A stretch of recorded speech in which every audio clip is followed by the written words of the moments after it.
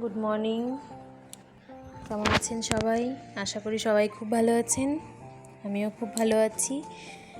আজ রবিবার, এখন বাজে সকাল 7:30। তো এখন থেকে আমি আমার ব্লগটা স্টার্ট করছি। তো এই যে দেখুন, আমি চলে এসেছি এখন ছাদে আমার ফুল গাছগুলোকে দেখাতে, যথারীতি যেটা প্রতিদিনই আমি করে থাকি। তো এই যে দেখুন, এই গাছটা ততদিন করি দেখে এসেছেন, তো আজকে দেখুন ফুল ফুটে গেছে। এটা হচ্ছে পিঙ্ক কালারের একটা পঞ্চজবা। আর যেহেতু আমি এখন পুজো দিচ্ছি না, তাই দেখুন গাছগুলোতে ফুলে ভর্তি হয়ে থাকে। এই জবা গাছটাতেও আজকে একটা ফুল হয়েছে। আর এই গাছের ফুল তো আপনাদের দেখিয়েছি। এই কালারটা এত গাঢ়, এত ভালো লাগে, এর কালারটা খুবই সুন্দর। আর আজকে বাইরেটা দেখেছেন, এত সুন্দর রোদ উঠেছে। আর এই যে দেখুন, আরেক অতিথি এসেছে। উনি আবার ইটের মাঝখান থেকে কিছু খাওয়ার চেষ্টা করছে। ইটের মাঝখানে যে কী পাচ্ছে সেটা আমি ঠিক জানি না, তবে কিছু একটা খাওয়ার চেষ্টা করছে। আজকে প্রচণ্ড রোদ, সকাল 7:30 বাজে।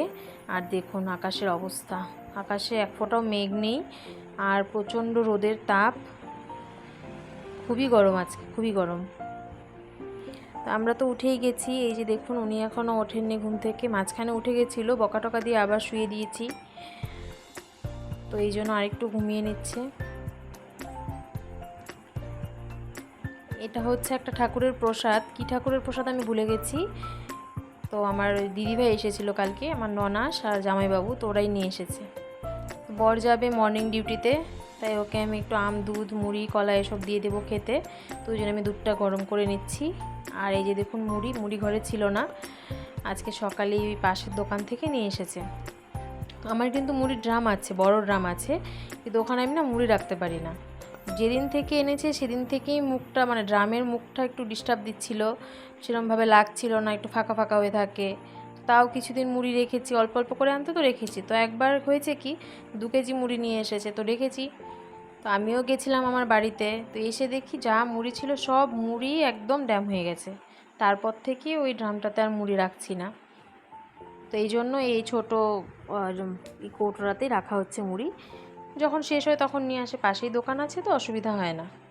তো আমার মুড়ি চেলে ঢোকানোটা খুবই কষ্টের কাজ, জানি। চেলে ঢোকালে খুবই ভালো হয়, যখন খুশি তখন খেতেও সুবিধা। তো মনে হয় অনেকটা টাইম চলে যায় এতে, তাই আমি আর মুড়িটা চাললাম না, এভাবেই ঢুকিয়ে দিলাম। মুড়িটা এখন ধুয়ে দিয়েছি, তো তাই অসুবিধা নেই। তো এখন আমি আমটা কেটে নিচ্ছি। আমটা হাত দিয়ে ছুললেও হয়ে যেত, কিন্তু হাত দিয়ে আমি আর ছুলছি না, আমি ছুরি দিয়েই ছুলে নিচ্ছি। ছুরি দিয়ে ছুলে মনে হয় একটু বেশি তাড়াতাড়ি হয়, আর হাত দিয়ে ছুলে না মনে হয় আমের অর্ধেকটা, ওই পাল্পগুলো অর্ধেকটাই চলে আসে খোসার সাথে। তো ওই জন্য আমি চেষ্টা করি ছুরি দিয়ে বা বটি দিয়েই ছোলার। তো এখন আমি একটু ছুরি দিয়েই ছুলে নিচ্ছি। যেহেতু এখনও মেয়ে ওঠেনি ঘুম থেকে, তাই কাজটা একটু ভালোভাবেই করতে পারছি। ও ওঠা মানেই তো আমার পেছন পেছন ঘুরঘুর করবে, কোনো কাজেই শান্তি নেই। তো চলুন, আমি ওর খাওয়াটাও রেডি করে ফেলেছি। এই দেখুন ওর খাওয়া। আর কাল রাতে এনেছে জিলেপি। তো জিলেপিতে আজ সকালে দেখি এত পিঁপড়ে উঠেছে, মানে কি বলবো আপনাদের। দেখুন বাটিতে মুখ লাগিয়েই রেখেছি, ভালো করে আটকে রেখেছি, কিন্তু প্রচণ্ড পিঁপড়ে দেখুন বাটিটার চারপাশে ঘুরঘুর ঘুরঘুর করছে। তো ওকে যেগুলো দিয়েছি সেগুলো আমি দেখিয়ে দিয়েছি, ওগুলোতে পিঁপড়ে ছিল না। তো এখন খেয়ে নিচ্ছে, খেয়ে দিয়ে ও বেরোবে। আর আমিও নিয়েছি একটু মুড়ি। আমি এবার আম কলা নিইনি, মুড়ি আর জিলিপি। আর এই যে ম্যাডামও উঠে গেছে এর মাঝখানে, উনি এখনও ব্রাশও করেননি, মুখও ধননি। তো ওনাকে আমি এখন ব্রাশ করে মুখ ধুয়ে দেবো, ধুয়ে তারপর একটু কিছু খাইয়ে একটু বই পড়িয়ে নিচ্ছি। তো এর ফাঁকে আমার বই পড়ানো হয়ে গেল, খাওয়ানো, মুখ ধোয়ানো সবই শেষ। এখন আমি বসিয়ে দিয়েছি রান্না। দেখুন আজকে যেহেতু মর্নিং ডিউটি, তাই বাজার আনতে পারবে না, তো আমি এদিকে ডিম সেদ্ধ বসিয়ে দিয়েছি। আর এখানে আমি আলু আর স্কোয়াশ কেটে নিয়েছি। আজকে হবে ডিমের কারি আর আলু কোয়াশের ঝোল। এই যে দেখুন তাও চলে এসেছে। উনি এখন আশাতে আছে, উনি ডিমগুলোকে ছুলবে। তো আমি বলছি তুমি একটু টিভি দেখো, আমি তোমাকে ডিম দেবো ছোলার জন্য। তো একটু পর পর উনি হর্ন বাজাচ্ছে যে ডিম সিদ্ধ হলো, ডিম সিদ্ধ হলো। মানে ডিম সিদ্ধ হোক আর না হোক, ডিমগুলোকে আমার নামিয়ে দিতে হবে। এই চলছে আর কি। আমি এদিকে কড়াই বসিয়ে দিলাম। এখন আমি আলু কোয়াশটা বানিয়ে নেব, যেহেতু ডিমটা এখনও সেদ্ধ হয়নি। তো ওটা ডিমটা সেদ্ধ হতে থাক, আমি এদিকে আলু আর কোয়াশটা বানাই। আমি তেজপাতা আর পাঁচফোড়ন দিয়েছি, ফোড়নটা। এটা দিয়ে আমি আলু কোয়াশটার মধ্যে দিয়ে দেবো। তারপর হলুদ লবণ দিয়ে একটু ঢেকে ঢেকে ভেজে নেব, তাহলে আলু কোয়াশ দুটোই সেদ্ধ হয়ে যাবে। তারপর মশলা দিয়ে কষিয়ে ঝোল দিয়ে দেবো। তো এর মাঝখানে আমার ডিমও সেদ্ধ হয়ে গেছে, তো ওকে আমি বসিয়ে দিয়েছি ডিম ছুলতে। যেহেতু আজকে খুবই গরম, তাই আমি রান্নাঘরে ওকে বসাইনি। আমি বলেছি তুমি এই ঘরেই যাও, রুমে গিয়ে তুমি ডিমগুলো ছুলে নাও। তো মাঝখানে আমি আবার এসেছি। আগে একদিন ডিম ছুলেছে, জানেন তো কী করেছে, মানে নখ দিয়ে ঢুকিয়ে ঢুকিয়ে ডিম ছুলেছে, তো ডিমের অর্ধেক মাংস খোসার সাথে চলে গেছিলো, খালি মানে কুসুমটা করে ছিল আর কি। তো এই জন্য আজকে আমি ভাবলাম যে একটু ফাটিয়ে ফাটিয়ে দিয়ে আসি, তাহলে ছুলতে সুবিধা হবে। কিসের কি, আমাকে তাও দিচ্ছে না, উনি নিজেই দামানিগিরি করবেন। তো ডিম ছুলুক, এই ফাঁকে আমি ওইদিকে কোয়াশটাও প্রায় হয়েই এসেছে, ঝোল দিয়ে দিয়েছি। আর ভাতটা আমি সকালের জন্যই করছি, যেহেতু বর আস্তে আস্তে 3টা বেজে যাবে। তো এখন যদি ভাতটা করি ঠান্ডা হয়ে যাবে, আর মেয়েও খেতে ভালো পাবে না, বড় এসে ঠান্ডা ভাত। তো এই জন্য আমি আর সকালে ভাতটা করিনি, সকালে আমার আর মেয়ের জন্যই করেছি। আর দুপুরেরটা আমি পরে করব। 2টো ডিম ছুলেছে, আমাকে এসে আবার দেখতে হয়েছে যে ডিম 2টো ছুলেছে। ওই দেখুন ক্যামেরার সামনে আবার কী সব বক বক বক বক করছে। ওনার এটাই বায়না ছিল, আমি যখন ডিম ছুলবো মোবাইলটা কিন্তু আমার সাথে রাখবে। আমি বলেছি ঠিক আছে, তুমি যখন ডিম ছুলবে তখন ভিডিওটা তোমারই হবে। ওই দেখুন ওই দেখুন ডিম ছুলছে, আর খোসাগুলোকে কীভাবে কছে লাগছে।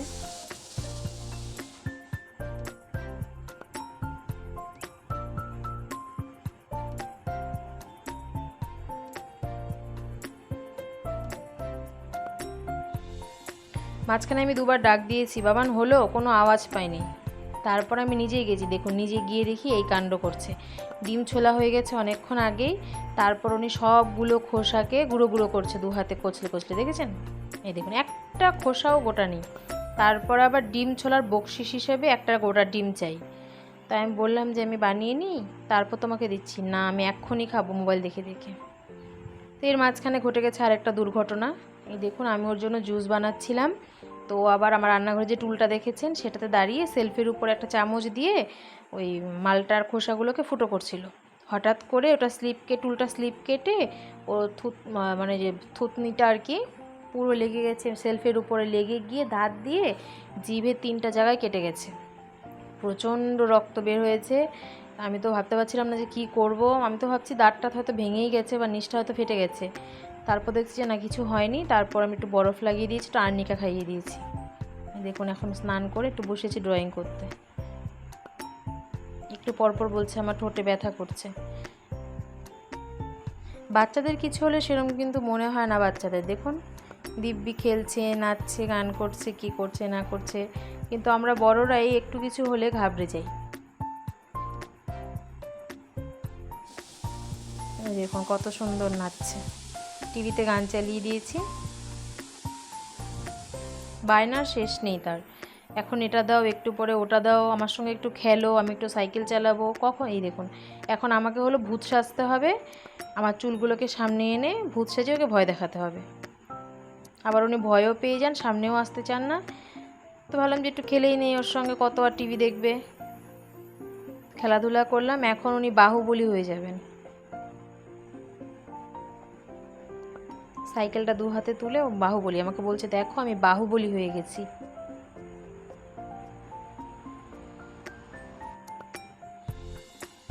এতদিন সাইকেলটা গ্যারেজেই পড়েছিল, এখন দেখছি ভালো চালাতে পারছে, ঘোরাতে পারছে ঘরটাতে। তো এখন সাইকেলটা আর ছাড়ছেন না। রান্নাঘরে গেলেও সাইকেলটা নিয়ে, পাপা আসলে চাবিও দিতে যাবে সাইকেলটা নিয়ে। তারপর আমি যদি ফ্রিজ থেকে সবজি বার করি সেগুলোকে ওনার ঝুড়িতে দিতে হবে, উনি সাইকেলে করে আমার রান্নাঘরে গিয়ে দিয়ে আসবে। তো আমার ডিউটিটা ভালোই হয়েছে। তো এর মাঝখানে আমাদের দুপুরের খাওয়া দাওয়া হয়ে গেছে, একটু ঘুমিয়েও নিয়েছি। এখন বাজে বিকেল 5:30। তোর পাপা ওর জন্য একটা লিচি ড্রিঙ্ক এনেছিল, তো সেটাই বায়না ধরেছে এখন আমি খাবো। বায়নাটা অনেকক্ষণ আগে থেকেই করেছিল, দুপুরেই বলছিল খাবো যখন এনেছে। তো ভাত খেয়েছে জন্য আমি তখন খেতে দিইনি, বলেছি ঘুম থেকে উঠলে খাবে। তো ওটা এখনও খাচ্ছে। তো খেলে পরে আমরা একটু বেরোবো। তো বলেছিলাম না জগন্নাথ মন্দিরে যেতে চাচ্ছে আরতি দেখতে, তো ভাবছি আজকে একটু জগন্নাথ মন্দিরে নিয়ে যাবো, যেহেতু সানডে একটু ঘুরেও আসি। তো আমরা বেরিয়ে গেছি। ওই যে দেখুন কোর্টের মাঠটা, যে মাঠটার আগের দিন আপনাদের দেখিয়েছিলাম। এখনও যেহেতু পুরোপুরি সন্ধে হয়নি, তাই দিনের আলোটা এখনও রয়েই গেছে। আর আজকে হলো আলিপুরদুয়ার জেলা ঘোষণা হয়েছিল যে তার 9ম বর্ষপূর্তি, তাই জন্য জায়গায় জায়গায় প্রোগ্রাম হচ্ছিল। তো বেরিয়ে মনে হচ্ছে ভালো দিনেই এসেছি ঘুরতে। তো ওই যে দেখুন ডুয়ার্স কোণাটাও কত সুন্দর করে সাজিয়েছে। ভালো লাগছে দেখতে। ডুয়ার্স কর্নার সামনেও একটা ছোটো মতো প্রোগ্রাম হচ্ছিল, তারপর পৌরসভা হলে প্রোগ্রাম হচ্ছিল, আরও রাস্তায় 2-3 জায়গাতে আমরা প্রোগ্রাম দেখেছি, সেগুলো আর আমি ক্যামেরাবন্দি করিনি। এই যে দেখুন কি ভালো লাগছে না দেখতে। এখানে ভিড়ভাড়টা একটু কমই ছিল, কিন্তু পৌরসভা হলে মারাত্মক ভিড় ছিল। এই দেখুন কোর্টের মাঠে চলে এসেছি। এখানে টিনের যে ব্যারিকেড করা দেখতে পাচ্ছেন, এখানে হবে শ্রাবণী মেলা। পুরো মাঠটা ওরা নেয়নি, পুরো মাঠটাতে মেলা হবে না, তাই যতটুকুতে মেলা হবে ততটুকু ওরা টিন দিয়ে ঘেরাও করে দিয়েছে। তো চলুন, এখানে আর বসবো না, এখন যাই দেখি মন্দিরের উদ্দেশ্যে। একটু মন্দিরে ঢুকে তারপর বাড়ি চলে আসবো। আর যেহেতু আজকে খুব গরম, আজকে আমার একদমই ভালো লাগছিল না।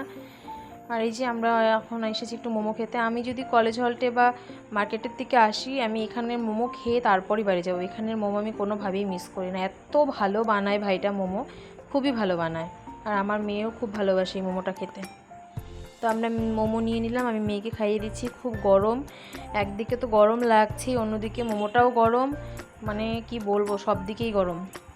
তো মেয়েকে খাওয়াতে একটু ভয়ই পাচ্ছিলাম, যেহেতু চামচ দিয়ে খাওয়াচ্ছি, তো গরম না ঠান্ডা বুঝতেও পারছিলাম না। খাওয়া হয়ে গেছে, ওনার আবার আরেক বায়না আমি এখন মন্দিরে ঢুকবো না, আমি একটু পার্কে যাব। যেহেতু মোমোর দোকানটা পার্কের ঠিক সামনেই, তো আর কোথায় যায় ওনার বায়না। তো পার্কে ঢোকার মুহূর্তে এই যে দেখুন, এখানে আবার একটা ছোটো মতো একটা ব্যান্ডের মতন ওরা আবার গান করছে এখানে, সেটাও একটু আপনাদের সঙ্গে শেয়ার করলাম। ওরা গিটার ড্রাম এসব বাজিয়ে গান করছে। তো আমরা চলে এসেছি পার্কে। আজকে পার্কও মারাত্মক ভিড়, যেহেতু আজকে সানডে, তারপর আজকে ছোটো মতো ফাংশনও হচ্ছে জায়গায় জায়গায়, তো অনেকেই এসেছে। কোনো কিছুই সেরকম ফাঁকা ফাঁকা পাচ্ছে না। আর এটাতে উঠতে চায়নি, জোর করে ওঠানো হয়েছে, জন্য মন খারাপ।